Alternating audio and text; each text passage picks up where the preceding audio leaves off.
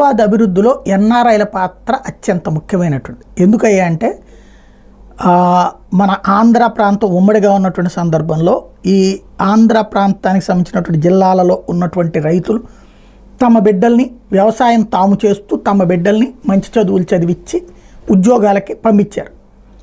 వాళ్ళు కొంతమంది హైదరాబాదు, కొంతమంది బెంగళూరు, కొంతమంది చెన్నై అట్లా. ఆ తర్వాత సెకండ్ దశలో విదేశాలకు వెళ్ళారు, ఉద్యోగాలు చేస్తూ ఉన్నారు. అక్కడ డాలర్లలో సంపాదించుకున్న సొమ్ముల్ని ఇక్కడికి పంపించినప్పుడు మొదట్లో సొంత ఊళ్ళల్లో పెట్టుబడులు పెట్టేవాళ్ళు, ఎకరాల కొద్ది భూమిని కొనుక్కోవడము ఇది. తర్వాత అక్కడ ఉన్నటువంటి వాళ్ళు అర్బనైజేషనే డెవలప్మెంట్ ప్లస్ ఇక్కడ ఇన్వెస్ట్మెంట్ చేస్తే ఈ భూమి ధర పెరిగినప్పుడు అదే అక్కడైతే నిరంతర ఇన్కమ్ వస్తుంది అన్నటువంటి కారణంగా ఆయా నగరాల్లో పెట్టండి అని చెప్పేసి తమ తల్లిదండ్రులకు సూచించారు.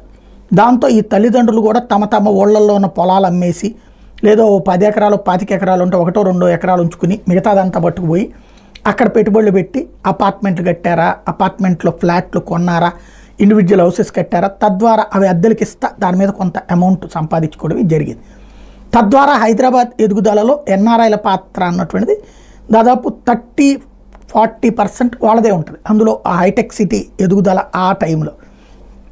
ఇప్పుడు అదే విధమైనటువంటి అభివృద్ధిని అమరావతిలో ఆకాంక్షిస్తున్నారు.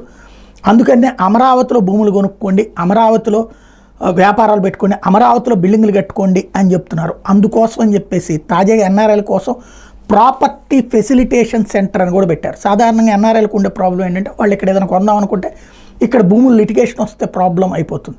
కాబట్టి అట్లాంటి లిటిగేషన్ ఏమి ఉందా లేదా ఇవన్నిటి వాళ్ళకి సజెస్ట్ చేసేది ఎవరు?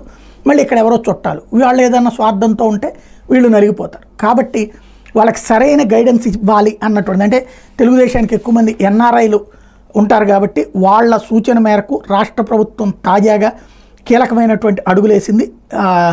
న్యాయ సలహాల నుండి రిజిస్ట్రేషన్ దాకా ప్రభుత్వమే వెంట ఉండేందుకోసం అని చెప్పేసి సహకారాన్ని అందించేందుకోసం స్థలాల పరిశీలన నుంచి రిజిస్ట్రేషన్ వరకు వివిధ కార్యాలయాల చుట్టూ తిరగాల్సిన అవసరం లేకుండా రిజిస్ట్రేషన్ శాఖ ఆధ్వర్యంలోని సిఆర్డీఏ పరిధిలో ప్రత్యేకంగా ప్రాపర్టీ ఫెసిలిటేషన్ సెంటర్ని ఏర్పాటు చేయాలన్నటువంటి ప్రభుత్వం నిర్ణయించింది.